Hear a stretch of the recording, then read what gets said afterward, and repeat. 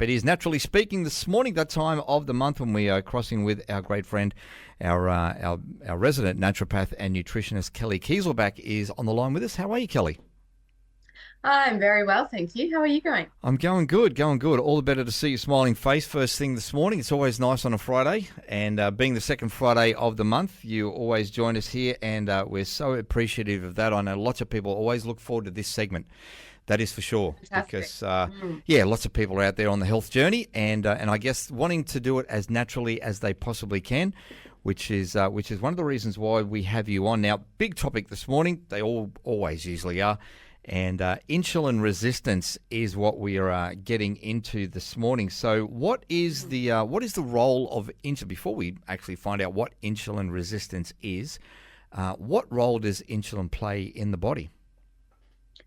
Okay, so insulin's a hormone that's released from the pancreas, and its role is to help with energy metabolism. And so that means turning the sugars, the fuel that we eat, into energy for us. And more specifically, it helps to regulate stored energy. So storage of energy in the liver or glucose in the liver, and then also in the fat cells as well. And it acts as, well, I like to say, a chaperone. So it helps glucose. It takes glucose by the hand and takes it into the cell where that glucose can be converted into energy for us. So very important hormone. Yeah, absolutely. So this is what we're getting into this morning then on the back of that. What exactly is insulin resistance? Yes. So insulin resistance is what can happen when the cells become resistant to insulin. So as we said, insulin is like the chaperone or the key that helps unlock the door to allow glucose into the cell. What can happen is when those cells start to,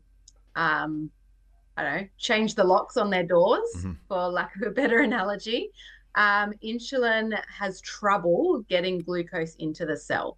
So the cells are resistant to that insulin. And if the glucose can't get into the cell, then it can't be converted to energy and it ends up building up in the bloodstream, or it gets converted into fat, basically. Yeah.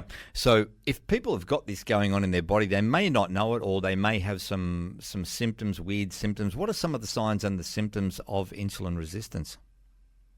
Yeah, sure. So a really key one is feeling fatigued, but particularly feeling very fatigued with high carbohydrate meals. So carbohydrates being your, breads, pasta, rice, lollies, cakes, anything sweet. All the good stuff. Oh, yeah, that's right. So you might actually crave those foods, but then feel very tired after a meal that's heavy in those foods. And those foods, just for context, carbohydrates are broken down to glucose in the body. So that, that's the link there. Another really significant symptom is weight gain, but specifically around the middle, around the stomach area, around the waistline, and difficulty in losing that weight. So when you're doing all the right things, but it's just really hard to shift. Some other less obvious signs can be things like slow wound healing, skin tags, inflammation, because insulin resistance is a very inflammatory process, and that can lead to things like joint and muscle aches and pains and that kind of thing as well. Yeah, so it's an interesting one with the weight gain around the middle. Now, we know obviously the human body starts to slow everything down as you get a little bit older, and it can be a little bit harder to shift some of that belly fat there. Is it more around the belly, or is it more the visceral fat, sort of around the organs? And can it be, I guess, if you have insulin resistance as a younger person or as opposed to being an older person, how does that work there? Well, it is around the belly and the visceral organs. So I guess because your organs are mostly concentrated in that belly area in your torso, it does tend to concentrate around there. So, typical beer belly, that. So in terms of age, any people can be insulin resistant at any age. It is more typical as we get older. Sure. As you said, our metabolism slows down, and this can be especially the case in women as they go through perimenopause and menopause. But yeah, depending, age is a factor, but we're seeing it more and more in younger people as well. Yeah, wow. Now, is it an acute or a chronic condition? It's a chronic condition. So Mm-hmm. people don't just wake up one day and they become that insulin resistance. It happens over a long period of time. And it's heavily impacted by our lifestyle and what we're eating, our activity levels, all of that type of thing. So yeah, insulin resistance can develop for over, a decade before it really kind of becomes obvious. Yeah. So I guess one of the things that we probably should get into this morning as well, which is pretty important, is, we hear about insulin resistance, we hear about diabetes. Is there a difference between the two?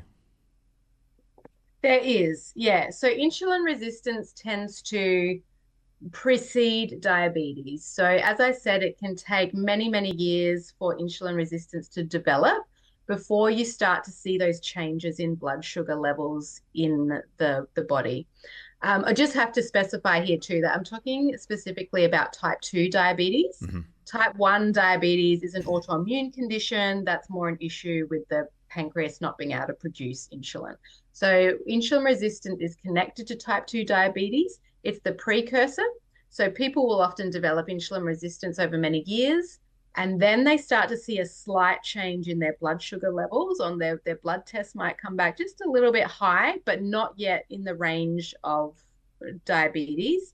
And that's what we call pre-diabetes. So you're starting to see those signs in the blood work.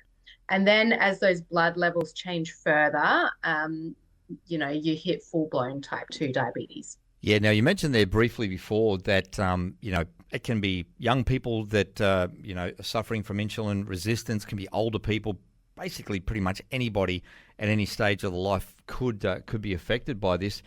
So how common is it? It's very common. I don't actually have any numbers for you, but it's super common. I think because of our Western lifestyle, we're not moving as much, we're eating more processed foods, we're more stressed potentially. So all of those things can contribute. They say sort of in the people who are overweight or obese, it's probably around 80% of those are suffering insulin resistance. But it's not just people who are overweight. So people can sit in a healthy weight range and still be insulin resistant. So, and I think the numbers are something like, 40% of people in a healthy range still show some level of insulin resistance. Yep. Now, so they're quite high numbers. Yeah, that's incredible, really, when you think about it. And again, the Western diet, it's one of the worst things that we are functioning on at the moment, hey? So, I mean, obviously, fixing up the diet is probably a massive step forward if you want to really treat this thing. Now, we touched on a little bit earlier about how it affects the body. And, does it get progressively worse over time? And what are some of the things that go on with the human body as insulin resistance progresses?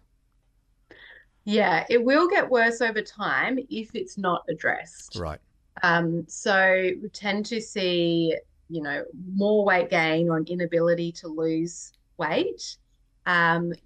Interference with the immune system becomes an issue, that increased inflammation. And it can start to affect the organs more so, further down the track when you're heading more towards that type 2 diabetes picture. Definitely. And it can also have an influence on, I said immune system, but our skin, our cognition, definitely our energy levels.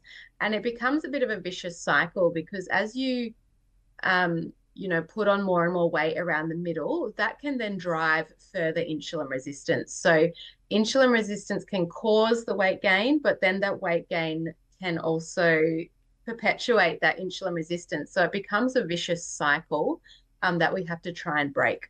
Yeah, 100%. Now, I guess one of the things we've already briefly touched on the issue of diet, but are there root causes to insulin resistance, or is it still a bit of an unknown? What are some of the things that the medical profession looks at and goes, okay, there's one of the triggers right there? Yeah, I mean, diet and lifestyle are the number one factor. So, yeah, high processed food, high sugar diet, not enough fiber, fruits and vegetables, lean proteins. Yeah, that's a key one, and not moving enough. So when we move our body, that helps our cells respond better to insulin. Yep. Especially if we're doing resistance or strength training, that kind of where we're trying to really strengthen our muscles, that really does help the cells be more welcoming to insulin. So those are definitely the key factors. There are some other medical conditions that do lead to insulin resistance, and one of those is a condition in women called polycystic ovarian syndrome. So that's often associated with insulin resistance.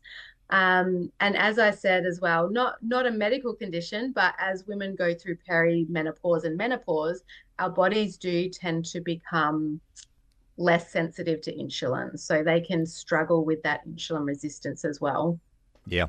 Now, as a nutritionist, as a naturopath in your practice, what are some of the ways that you would go about helping people, to treat insulin resistance? Okay, well, number one is the diet. So we want to ensure that people have a good amount of protein and a good amount of fiber with every meal. So that's really, really key. And then also making sure that people understand the different types of carbohydrates, because we have simple carbohydrates. So these are all your white bread, white pasta, lollies, cakes, your really highly processed foods. They break down way too quickly and really cause problems with our insulin. Whereas the complex carbohydrates, things like sweet potato and brown rice and quinoa and those types of things, our body can receive, and it has a much less negative impact on our insulin levels. So that would be, the number one sort of thing that we would be addressing. We would also be making some recommendations around appropriate movement. So trying to get people to, go for a walk or do an exercise class, within their capability. That would be really key, and perhaps referring them on to someone who can help them with that. And then we'd be looking at, do they have all the nutritional cofactors? Like, do they have all the minerals and vitamins that are needed to support the insulin and glucose metabolism in the body? So these are things like magnesium, chromium, alpha lipoic acid is another one. So there's a few nutrients that are really, really key to support that balance. And there are a few herbal medicines that we might consider using as well if the diet and lifestyle side of things were not enough. There's a few different ways that we would target it, but diet and movement are also always at the foundation. Yep, absolutely. I mean, look, no matter how many times you talk about, chronic or acute conditions, particularly here of a morning when we do it on the breakfast show, I guess all the medical practitioners that we talk to, they always bring it back to diet and lifestyle. Yeah, absolutely. And probably the other thing, which I didn't mention, which would be something that we would really be targeting, is stress and alcohol. There you go. So alcohol will have a huge negative impact on your insulin and blood sugar, as will stress. And, we can't have control over all the stresses in our life. We can't always remove ourselves from the stressful situations, but there are things that we can do to help our body respond better to stress and reduce the negative impact of it. Yep. And on our physical health. I guess the big catch-22 there is a lot of people like to turn to a couple of drinks here and there just to relieve the stress, but unfortunately it turns into a bit of a vicious cycle, doesn't it, if you do it a little bit too often? Yeah, that's right. And there are better ways, but trying to help people find other ways and other habits that they can incorporate to manage that's going to have a positive impact on their health rather than a negative impact. Yeah. Now, if there's just maybe one or two things that people are looking at with this morning, thinking, well, they've either been diagnosed with this or they're sort of feeling all the symptoms and thinking, okay, this sounds like this could be happening to me. I probably should go and get myself checked out. What would be just a couple of very, very simple tips that you could give us this morning on just how to start as far as, cutting something out of the diet or maybe adding something in? Just one or two things. Yeah, okay. Yeah, this is quite tricky because often people don't realize that this is going on until their blood markers, their blood sugar starts to change. So they're already well along the path. So if you do recognize some of these signs or symptoms in yourself, then I would get onto it now, because it's the earlier you are in the journey, the easier it is to combat. But I have a couple of things I would do. In terms of diet, I would say always make sure that you have enough lean protein and plenty of fruits and vegetables with every carbohydrate. So avoid eating carbohydrates on their own. Right. So that is a really big one. Another thing I would say is really focus on what you can do to move your body more. And it might not often people will jump straight to, oh, I should be going for a run, or I should be, going to the gym 5 nights a week. I was like, no, that's not what I'm talking about. Just give yourself a realistic goal. Perhaps you can get out for a walk, 15-minute walk 3 times a week or something like that. Do something that's realistic, easy to manage for you, and just start.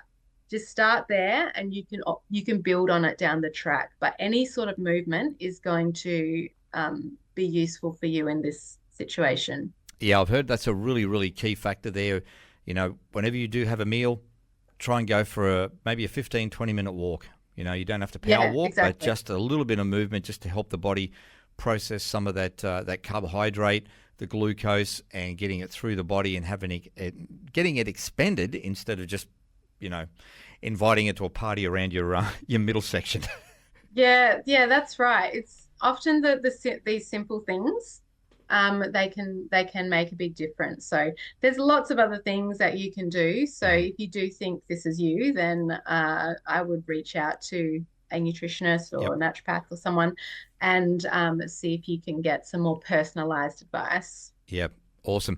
Kelli, as always, it's been awesome having you on the show this morning. Now, if people want to maybe get in contact with you, they maybe want to check out some of your info, maybe your socials, how can people do that this morning? Yeah, well, if you wanted to go to my website, it's kellik.com.au. So Kelli with an I, k.com.au. I'm also on Instagram and Facebook. So I would love it if you joined me there. So it's at KelliK_naturopath on Instagram and at KelliK Health on Facebook. That would be awesome. There's a whole bunch of resources there and on my website as well that you are free for anyone to look at. So yeah, I'd love it if you touch base with me. That would be great. Cool. Now, I follow you on all your platforms, and there is just some great things that pop up there from time to time as you post. So, really, really great tips on health, on nutrition, lifestyle, different things like that. So they're always great when they pop up. So, guys, jump on and have a bit of a look at her website and also the social media platforms as well. Kelli, thank you again so much this morning. It's always a pleasure to have you on board with us. That is our resident naturopath and nutritionist, Kelli Kieselbach. Naturally speaking this morning, stay with us for some more music as we head on up towards the 8:30 news. It's Rima Brecky.